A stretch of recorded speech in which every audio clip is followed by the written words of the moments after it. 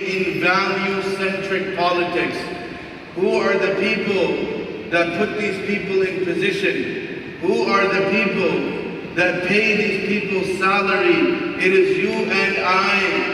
It is you and I, and we will be held accountable for our part in this genocide if we don't speak truth to power. My dear respected brothers, sisters, and elders, this is not a matter of people in a distant land that are being oppressed. These are women, children being slaughtered. These are children that are having their limbs amputated without anesthesia. My dear respected brothers, sisters, and elders, this is not a matter for the believers. This is a matter for humanity. And we will begin to define human from the non-human with those who stand with the people of Palestine and those who do not stand with the people of Palestine. The people who do not stand with the people of Palestine do not deserve to be called human beings. They do not deserve to be considered as human beings. They do not deserve to be regarded as human beings. They do not deserve the rights, the recognition, the cordialness, the honor, the pride of being a human being. My dear respected brothers, sisters, and elders, we have two factors that determine our decision-making process. One is our reverence of our Creator, and two is our intelligence. The ulama, the scholars, they used to define human beings as hayawan natiq, the rational animal. If we remove our ability to think, if we remove our ability to rationalize, if we remove our ability to have an opinion, to engage in our First Amendment right, freedom of speech, then we are nothing more than animals. And no one is doing that but ourselves. We ourselves are resigning to be animals. Ibn Ata'illah, he very famously, he says, "Ijtihaduka fima dumina lak." You're striving for that which is guaranteed for you. What are we striving for? What are we working for? To have $100,000 cars, $10,000 Gucci bags? Subhanallah, if we never laid a finger again in our lives, we would be given the same amount of sustenance that we would be given if we worked hard every single moment that we were alive. This is our belief. This is not something that is written in a science book. This is dialogue from the Creator of all of creation. Our sustenance is guaranteed. Our health is guaranteed. Our lives are guaranteed. Our death is guaranteed. So why are we worried about these things? He says, وَتَقْصِيرُكَ فِي مَا طُلِبَ مِنْكَ. And your laziness, your lackadaisicalness with that which has been demanded of you. My dear respected brothers, sisters, and elders, what makes these children more ours than those children? What makes these mothers more our mothers than those mothers? What makes these fathers our fathers more than those fathers?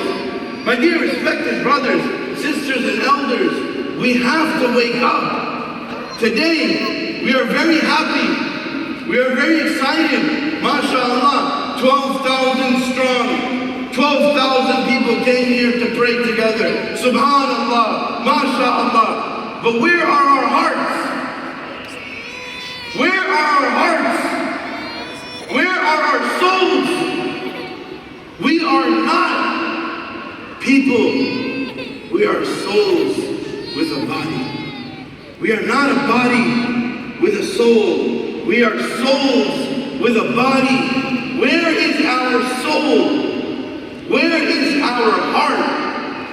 How can we rejoice when people are being massacred? How can we display theatrics when people are being massacred?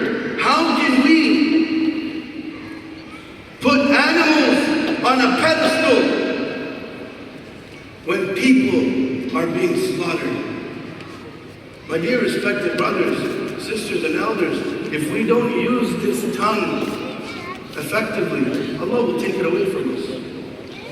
The Prophet of Allah sallallahu alayhi wa sallam, he said, "Man ra'a minkum munkaran falyughayyirhu biyadihi." For the one who is strong, for the one who is powerful, for the one who has a heart that is alive and well, when they see something wrong, they change it with their hands. فَإِن لَمْ يَسْتَطِعْ. But if you are too cowardice, if you have ailments in your heart, if you are fearful, if you are not strong enough, then use your tongue. Stand up for what is right with your tongue. And if you are too cowardice to use your tongue, then you should consider wrong actions to be wrong in your heart. وَذَلِكَ أَضْعَفُ الْإِيمَانِ. And that is the lowest form of Iman. Beyond that, there is no Iman. Today, where we stand, as we congregate, we are being told,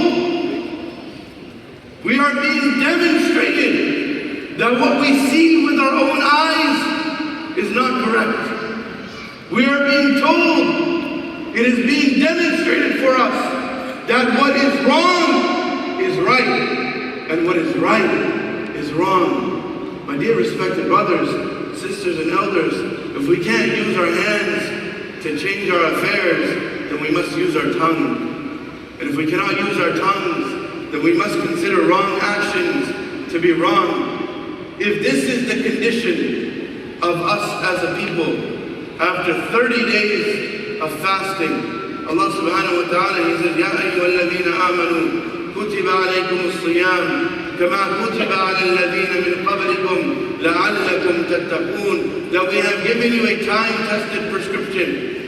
When we talk about prescriptions, we must talk about disease. But this prescription, my dear respected brothers, sisters, and elders, is so strong that Allah subhanahu wa ta'ala omits the disease and goes straight to the cure. And He says that this prescription, if you take it diligently, rightfully, then Allah subhanahu wa ta'ala will give you consciousness. He will grant you a conscience. I ask this congregation today, where is our conscience?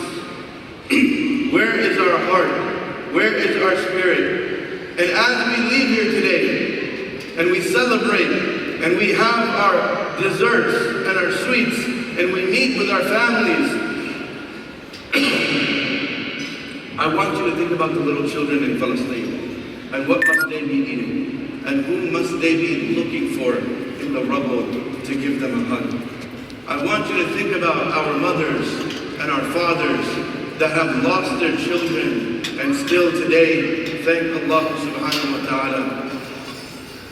That level of Iman, my dear respected brothers and sisters and elders, is possible. People may have told you that it's only reserved for the companions, but we are witnessing it today with the people of Palestine.